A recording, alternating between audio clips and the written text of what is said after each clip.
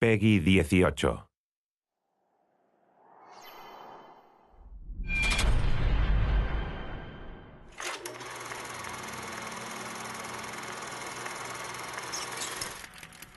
What I personally would have liked to have seen in a Bioshock game is sort of a broader range of enemies. And I think in Bioshock Infinite, we really want to have a sort of a class of enemies that had a sort of a more imaginative range of powers. And we came up with this concept called the heavy hitters, who are enemies that are sort of used to not just be more powerful, but also to augment the abilities of the more traditional Bioshock enemies. You're going to come across them in certain areas of the game, and they're going to provide a really unique challenge.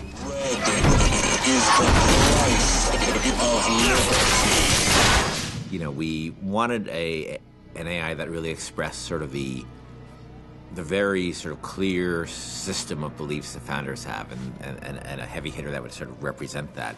And the Motorized Patriot is sort of the embodiment of that. And they came up with this idea of this creepily motorized, like Hall of Presidents animatronic George Washington. It was specifically the face, specifically this weird, like, porcelain child dolls, you know, poor rendering of George Washington.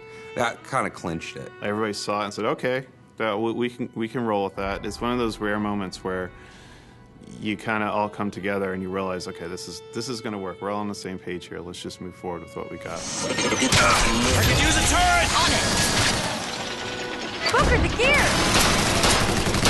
So the Motorized Patriot, a couple of things make him really special besides the aesthetic of him. One is that he's, unlike most of the enemies, he's completely fearless. He doesn't have a sense of self-preservation, so he'll just keep coming at you and coming at you and coming at you.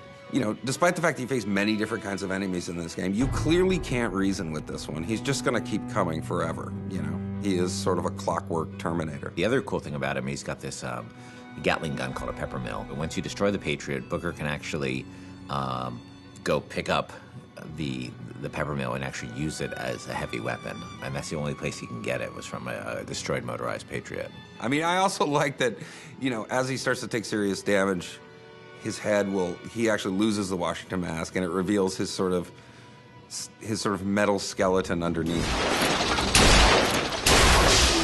The thing I like most about this guy is that I think he's pretty readable as what he does. You know, he's a fairly simple guy. He's not a Swiss Army knife. He's a guy with a big gun, and I think that reads pretty well. He's got this incredible sense of heaviness.